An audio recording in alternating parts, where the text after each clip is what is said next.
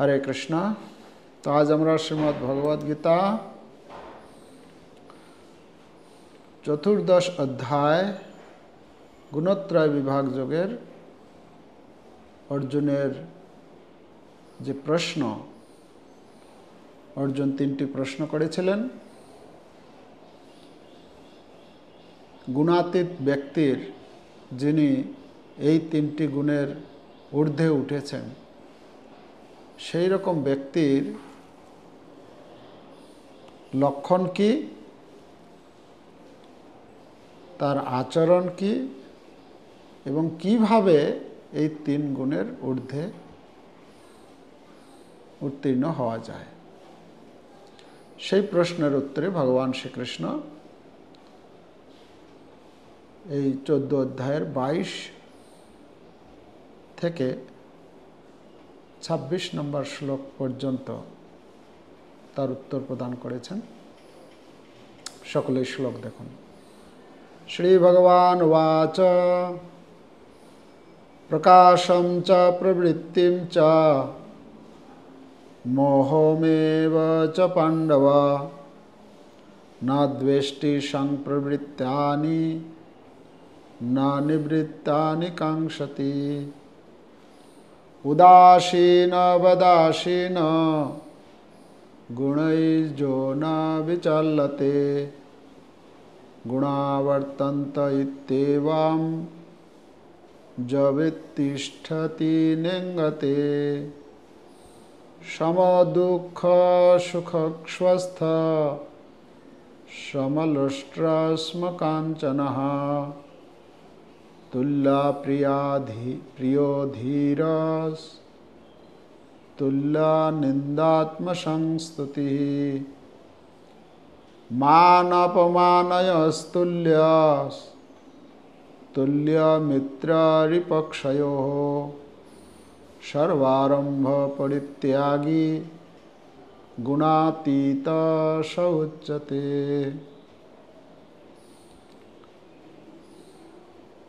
এই শ্লোকের অনুবাদ।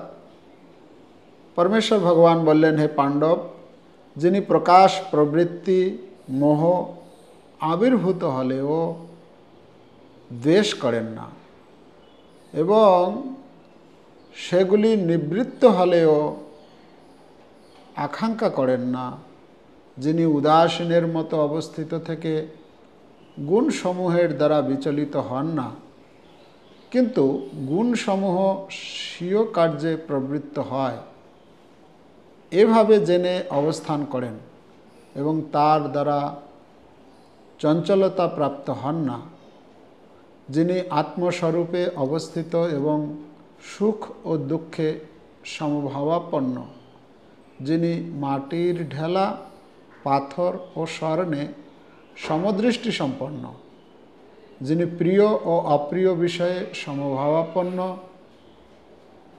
যিনি ধৈর্যশীল এবং নিন্দা, স্তুতি, মান ও অপমানে সমভাবাপন্ন, যিনি শত্রু ও মিত্র উভয়ের প্রতি সমভাবাপন্ন এবং যিনি সমস্ত কর্মোদ্যম পরিত্যাগ করেন, তিনি গুণাতীত বলে কথিত হন। তো এখানে পরমেশ্বর ভগবান শ্রীকৃষ্ণ অর্জুনের যে প্রশ্ন, গুণাতীত ব্যক্তির লক্ষণ সম্বন্ধে 22 নম্বর শ্লোকে তিনি উত্তর প্রদান করছেন। তার লক্ষণ কি করে বুঝব যে ইনি গুণাতীত, গুণকে অতিক্রম করেছেন?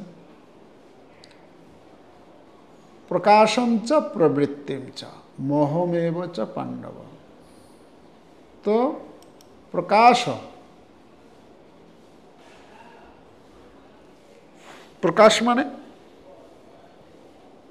মানে তিনি প্রকাশ হলে কি হয়? যথার্থ জ্ঞান বুঝতে পারে।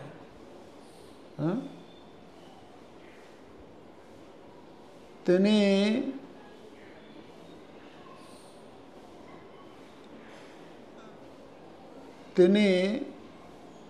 মানে কোনো কিছু জিনিসের প্রতি আসক্ত হন না, আর কোনো কিছু বস্তুর প্রতি তার বিরক্তি বা দ্বেষ ঘৃণা করেন না। সমজ্ঞান। আকাঙ্ক্ষা করেন না আর দ্বেষ করেন না। গুণের প্রতি আসক্তি, বিরক্তি বা দ্বেষ থেকে মুক্ত প্রকাশ, প্রবৃত্তি, মোহ, এর প্রতি নিরাসক্ত। তিনি কিভাবে অবস্থান করেন? তিনি অবস্থান করেন, যতদিন আমি এই দেহের মধ্যে রয়েছি ততদিন আমাকে দেহের মধ্যে থাকতে হবে, কিন্তু দেহের যে সমস্ত কার্যকলাপ, দেহের যে স্বভাব অনুসারে দেহ কাজ করবে। আমি নিরপেক্ষ। দেহের মধ্যে থেকেও দেহের কার্যকলাপের প্রতি নিরপেক্ষ থাকতে পারেন তিনি। সম্ভব? আমরা তো দেহটাকেই আমি বলে মনে করছি। দেহটা যখন যা চাইছে, যখন যা তার আশা আকাঙ্ক্ষা ব্যক্ত করছে, সেটাকেই আমি মনে করছি।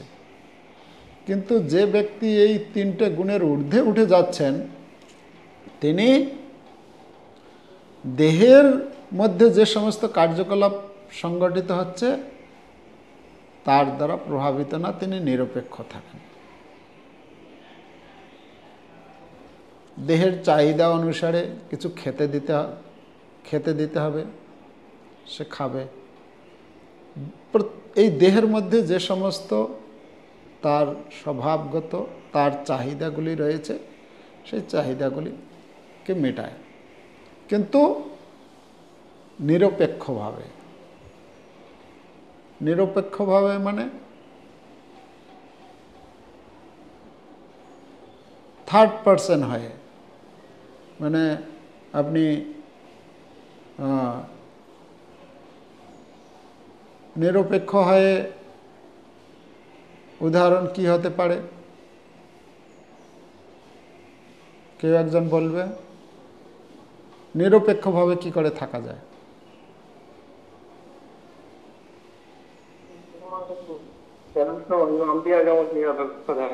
ডিসিশন গুলো দেয় খেলার, কিন্তু তিনি কোন দলের পক্ষপাতিত্ব করেন না, এরকম। কে? ওই যে খেলার সময় যেমন ক্রিকেট ম্যাচ হয়, যখন একটা আম্পায়ার থাকে, তারা খেলাটা পরিচালনা তিনি নিরপেক্ষ হয়ে থাকে। ওকে, খুব গুড, সুন্দর। যে তিনি কোনো দলের মধ্যে নেই, নিরপেক্ষ থাকেন তিনি, কিন্তু ইনস্ট্রাকশন দেন বা লক্ষ্য করেন কোথায় কি হচ্ছে। তো যে ব্যক্তি এই গুণের ঊর্ধ্বে উঠবে তার লক্ষণ হবে এরকম, তিনি নিরপেক্ষ। শরীরের যা কিছু কার্যকলাপ হচ্ছে, জগতে যা কিছু হচ্ছে, নিরপেক্ষভাবে, এখানে থেকেও নেই তিনি, এরকম। ঠিক আছে? কেন? তিনি সর্বদাই ভগবৎ সেবায় যুক্ত।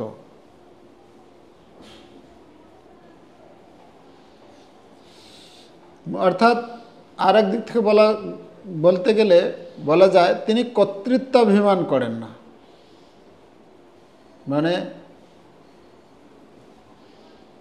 আমি করছি বা এই যে ভাব, সেটা তার মধ্যে থাকে না। যা করছে দেহের দ্বারা সংগঠিত হচ্ছে। তিনি ভগবৎ সেবায়, ভগবৎ চিন্তায়, ভগবৎ ভাবনায় সর্বদাই যুক্ত থাকেন। তো এখানে বলা হচ্ছে যে আত্মাকে কিভাবে থাকতে হবে? নিরপেক্ষ। দেহ উপভোগের বাসনা যেমন থাকবে না, তেমনি দেহ ত্যাগের বাসনাও থাকে না।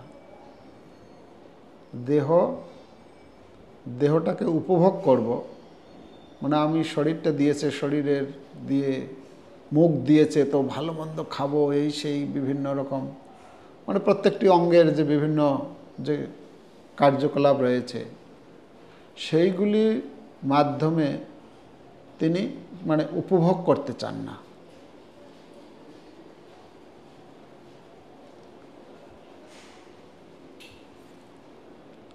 তো এগুলো হচ্ছে লক্ষণ। প্রকাশ প্রবৃত্তিচ্চ মোহমেব চ পাণ্ডব না দ্বেষ্টি, দ্বেষ করেন না, সংপ্রবৃত্তানি, তিনি যদি কোনো এরকম পরিস্থিতি আসে তাহলে তিনি কি করেন, ন প্রবৃত্তি না নিবৃত্তি, নিবৃত্তানি কাঙ্ক্ষতি, তিনি আকাঙ্ক্ষাও করেন না, তার থেকে দূরেও যান না। তাহলে কীরকম তিনি থাকেন, উদাসীন বৎ আসীন গুণৈর্জন বিচাল্যতে, সেই তিনি বিচলিত হন না। 23, 24, 25 এই 3টি শ্লোকে আত্মা কীরকম আচরণ করেন, 22 নম্বর শ্লোকে তার লক্ষণ সম্বন্ধে বলা হচ্ছে, 23, 24, 25 3টি শ্লোকে তার আচরণ সম্বন্ধে বলা হচ্ছে। আচরণ সম্বন্ধে এখানে বলা হচ্ছে তিনি কীরকম অবস্থান, কিভাবে কাজ করেন, না উদাসীনের মতো কাজ করেন, তিনি বিচলিত হন না, তিনি সম দুঃখ সুখ স্বস্থ, সুখ দুঃখে সমান,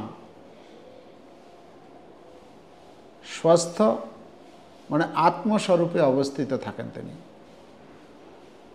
আর তার কাছে যদি সমলোষ্ট্র অস্ম কাঞ্চন, লোষ্ট্র মানে হচ্ছে মাটি, অস্ম মানে হচ্ছে পাথর, আর কাঞ্চন মানে হচ্ছে সোনা, তিনটিকে সমান জ্ঞান করেন। তার কাছে যদি সোনা আসলো বা মাটির ঢেলা আর পাথর, সমান জ্ঞান, এটা কি সম্ভব? এগুলো কি সম্ভব আমাদের জীবনে?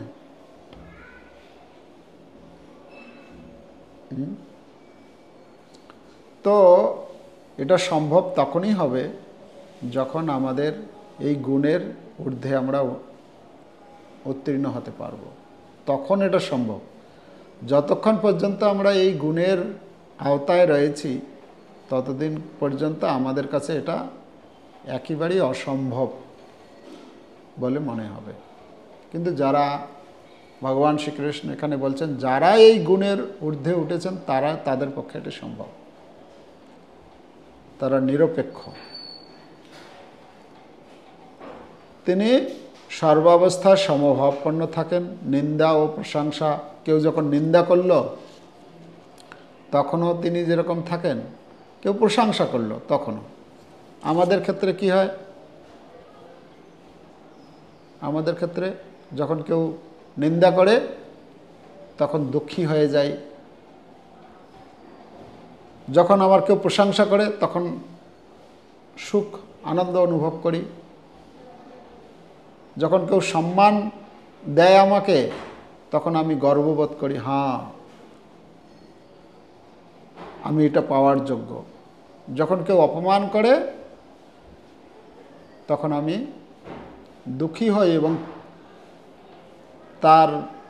তার প্রতিক্রিয়া শুরু করি, হ্যাঁ কেন আমাকে এরকম বলা হলো, কেন আমার সঙ্গে এরকম আচরণ করা হলো। হয় আমাদের, কেউ যখন সম্মান করে তখন আমরা কীরকম করি, আর যখন কেউ অপমান করে, অসম্মান করে, তখন আমাদের প্রতিক্রিয়া আসে। কেন? আমরা যেহেতু গুণের অধীনে রয়েছি।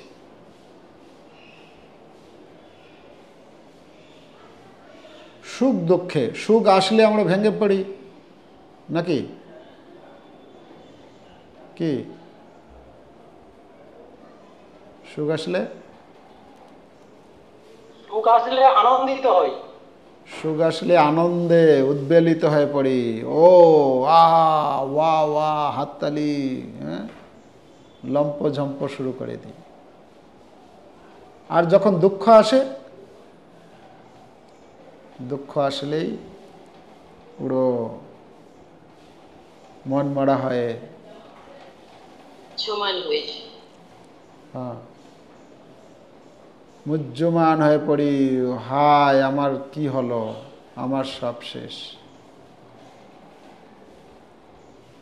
তো সুখে দুঃখে, হ্যাঁ, আর ইচ্ছা অনিচ্ছা বলা হচ্ছে এখানে। তো প্রত্যেক ব্যক্তি যখন যখন কেউ এই গুণাতীত স্তরে উঠবেন, তার আচরণ হবে এরকম। তার আচরণ কি হবে? প্রত্যেক ব্যক্তি হতে পারে বা বস্তু হতে পারে, সমান জ্ঞানে দেখে। প্রত্যেক ব্যক্তিকে সমান জ্ঞানে দর্শন করা মানে যে আমার শত্রু, যে আমার মিত্র, সবাইকে সমান জ্ঞানে দর্শন করা সম্ভব? মিত্রকে না হয় ঠিক আছে আমি সমান দর্শন করছি, কেন, ওখানে কিছু অসুবিধা নেই। কিন্তু শত্রুকে মিত্রের মতো দেখা, সমান জ্ঞানে দেখা, এটা সম্ভব? শত্রুকে মিত্রের মতো দেখা তো দূরের কথা, যদি তাকে দেখি দূর থেকে তাহলেই ভেতরটা জ্বলতে থাকে, আমার ক্রিয়া প্রতিক্রিয়া শুরু হয়ে যায়। দেখা কি কোনো ব্যক্তির প্রতি তো এরকম হয়, তার কথা যদি মনে পড়ে তখনই মনে হয় যেন লাঠি নিয়ে তার কাছে ছুটি। হ্যাঁ, হয় এটা। যদি হয় তার মানে আমি এই গুণের ভেতরে আছি। যার হয় না, মনে করে নিতে হবে ও আমি তাহলে গুণের উপরে উঠে গেছি। ঠিক আছে? তো এটা হলো কি ব্যক্তি। তো কি করে এই এটা করা সম্ভব হবে?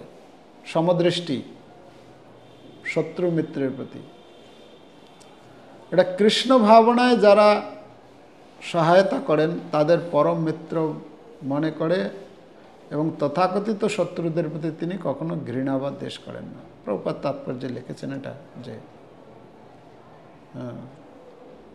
যদি কেউ হয়তো আমাকে কৃষ্ণ ভক্তিতে সহযোগিতা করছেন, তার সঙ্গে মিত্রতা থাকবে। আর যিনি করছেন না বা বিরোধিতা করছেন, তার প্রতি নিরপেক্ষ থাকতে হবে। আর মাটির ঢেলা পাথর স্বর্ণকে সমদৃষ্টিতে দেখা, জানি না, আমার তো কখনো এটা কল্পনা করি না। এটা মাটির ঢেলার একটা স্বর্ণের ঢেলা কি বিস্কুট, যদি একটা স্বর্ণের বিস্কুট যদি এক হাতে থাকে আর এক হাতে পাথরের ঢেলা থাকে, তাহলে এটা কি করে সম্ভব দুটাকে সমান বলে মনে করা? কিন্তু এরকম ঘটনা আমরা দেখেছি, ঘটেছে। যারা যেরকম আমাদের ওই শিবজি পাঠালেন সেই ব্রাহ্মণকে, শিবজির আরাধনা করেছিলেন, তো শিবজি পাঠিয়েছেন কার কাছে? সনাতন গোস্বামীর কাছে। সনাতন গোস্বামীর কাছে, তুমি যদি এর থেকে যদি আরও বেশি ধন লাভ করতে চাও তাহলে ওই সনাতন গোস্বামীর কাছে যাও বৃন্দাবনে। তো তিনি কাশী থেকে বৃন্দাবনে গিয়েছেন। সনাতন গোস্বামীর কাছে গিয়ে বলছেন যে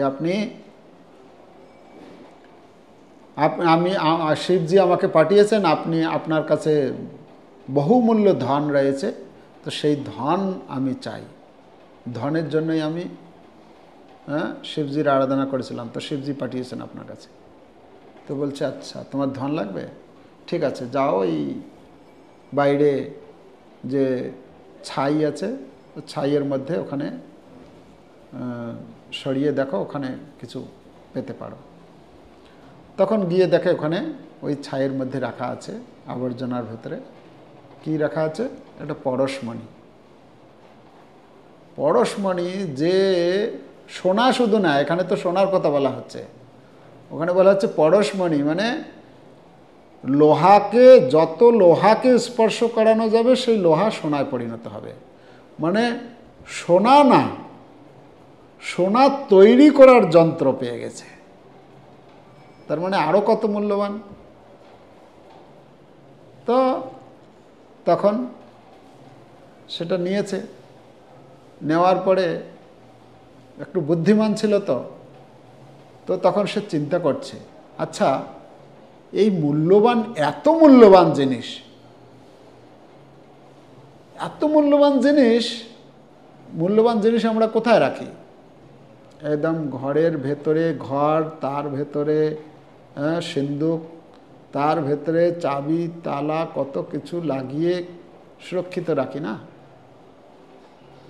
আর ইনি মূল্যবান জিনিস বলছেন, মূল্যবান তো অবশ্যই, পরশমণি মানে কত মূল্যবান, কিন্তু উনি রেখেছেন কোথায়?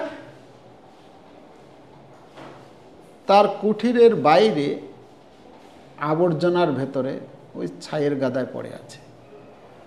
তার মানে কারো কাছে যদি মূল্যবান জিনিস হয় সেটা ভেতরে গচ্ছিত লুকায়িত করে রাখবে, কিন্তু বাইরে এরকম অবস্থায় পড়ে আছে, মানে এটা তার কাছে নিশ্চয় মূল্যবান বস্তু নয়।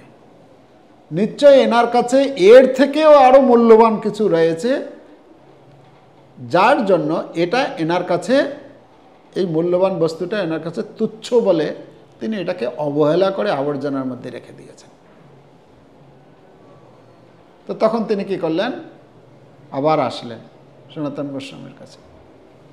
হ্যাঁ, এসে তিনি তাকে প্রণাম করে বললেন যে, হে মহাত্মাজি, আপনি, আমার একটা প্রশ্ন আছে। কি প্রশ্ন? না, এই যে আপনি যে আমাকে মূল্যবান বস্তুটা দিয়েছেন, এই মূল্যবান বস্তুকে আমার এতে সন্দেহ লাগছে। কি সন্দেহ বলো? তখন বলে দিয়েছে, এটা যদি এত মূল্যবান হয়, তাহলে আপনি এই যে আবর্জনার ভেতরে ছাইয়ের গাদায় রেখে দিয়েছেন, এটা কি? তার মানে এখান থেকে বোঝা যাচ্ছে এর থেকেও আরও মূল্যবান বস্তু আপনার কাছে রয়েছে। আমার সেই মূল্যবান বস্তু চাই। তখন সনাতন গোস্বামী পাদ তার প্রতি খুব স্নেহ পরায়ণ হয়। আচ্ছা, তোমাকে সেই মূল্যবান বস্তু চাও তুমি? হ্যাঁ, আমি সেই মূল্যবান বস্তু চাই। ঠিক আছে, তাহলে এক কাজ করো, এই পরশমণি যে পাথর, এটা তুমি যাও যমুনার জলে ফেলে দাও, ছুঁড়ে ফেলো, যমুনার জলে ফেলে দিয়ে স্নান করে আসো, তোমাকে আমি সেই মূল্যবান বস্তু। তখন তিনি কোনো দ্বিধা নেই, তিনি সংশয় করলেন না, আরে এত সুন্দর মূল্যবান বস্তুকে আমি ছেড়ে দেব? বলেছেন সনাতন গোস্বামীপাদ, বাস সরাসরি গিয়ে যমুনায়, সে যমুনা স্রোতের মধ্যে ছুঁড়ে ফেলে দিলেন, আর স্নান টান করে ফিরে এলেন। তখন তাকে যেটা মূল্য না, অমূল্য বস্তু, হরিনাম মহামন্ত্র, ভগবানের নাম, হরে কৃষ্ণ কৃষ্ণ কৃষ্ণ হরে হরে, হরে রাম রাম রাম হরে হরে, এই মহামন্ত্র হরিনামের মালা তিনি তাকে প্রদান করলেন। তো এখানে যেটা আমরা আলোচনা, যে প্রসঙ্গে আসলো, যে সমলোষ্ট্র অস্ম কাঞ্চন, তো সেটা তখনই সম্ভব হবে কেউ যখন সম্পূর্ণরূপে তিনি এটাকে ত্যাগ করতে পেরেছিলেন। কেন না, তার লক্ষ্য ছিল যে আমি একদম শ্রেষ্ঠ মূল্যবান বস্তু আমি লাভ করব, সেটা তার লক্ষ্য ছিল এবং বিশ্বাস ছিল, শ্রদ্ধা ছিল। কিন্তু আমাদের মধ্যে কি রয়েছে? শ্রদ্ধা, বিশ্বাস, শাস্ত্রের প্রতি, সাধুর প্রতি, ভগবানের প্রতি কতটা কি রয়েছে? তো সেই শ্রদ্ধা বিশ্বাসের উপর নির্ভর করে আমরা এগোতে পারব। ওকে। আর তিনি বলছেন, তিনি যিনি প্রিয় অপ্রিয়, নিন্দা স্তুতি, মান অপমান, সমভাবাপন্ন, সব কিছুকে সমভাবে দেখেন, সামাজিক এবং রাজনৈতিক বিষয়সমূহ তাকে প্রভাবিত করতে পারে না। প্রভুপাদ তাৎপর্যে তিনি লিখেছেন, সামাজিক ও রাজনৈতিক বিষয়গুলি তাকে প্রভাবিত করে না, কারণ তিনি সেসবের উত্থান ও গোলযোগের অনিত্যতা সম্পর্কে পূর্ণরূপে অবগত। তার নিজের জন্য তিনি কোনো প্রচেষ্টা করেন না। শ্রীকৃষ্ণের জন্য তিনি সব কিছু করতে পারেন, কিন্তু তার নিজের জন্য তিনি কোনো কিছু করেন না। তো এখানে দুটো কথা, একটা হচ্ছে তিনি সামাজিক এবং রাজনৈতিক বিষয়গুলি তাকে প্রভাবিত করতে পারে না। প্রভাবিত করতে পারে না মানে, যেরকম আমরা দেখি এই যে যার ঘরে টিভি রয়েছে, সারা দিন টিভির মধ্যে ঝগড়া, কোথায় কি কে কাকে মারলো, কোথায় কাকে আক্রমণ করলো, সব চলছে, তাই না? তো মায়ার কেচকেচানি বলা হচ্ছে, চলছে সবসময়। তো যারা এই গুণাতীত স্তরে উন্নীত হতে চান, এই সবের দ্বারা বেশি প্রভাবিত হন না। কে কোন পার্টি কাকে কি বলল, কোন লোক কি বলল, এইসব চলতেই থাকে। কেন? এগুলো কোনোদিন কি টিভিতে মানে এরকম বন্ধ করেছে যে আজকে কোনো খবর নেই? হয়েছে এরকম? কোনো মিডিয়া এরকম কোনো দিন গেছে যে টিভির সামনে এসে বলেছে যে আজকে খুব সুখের দিন, আজকে কোথাও কোনো গুলি বা কোথাও জখম, কোথাও চুরি ইত্যাদি কোনো কিছু হয়নি, তো আজকে ভালো দিন, আপনারা সুখে থাকুন, ধন্যবাদ, এরকম বলেছে? সব সময় চলছে। এমন হয় যে আপনি শুনতে শুনতে এরকম মনে হয় যেমন আপনি সেই তার একজন ভাগীদার, এরকম মানে ক্রিয়া হতে শুরু করে। তো যাই হোক, তো সেটা হচ্ছে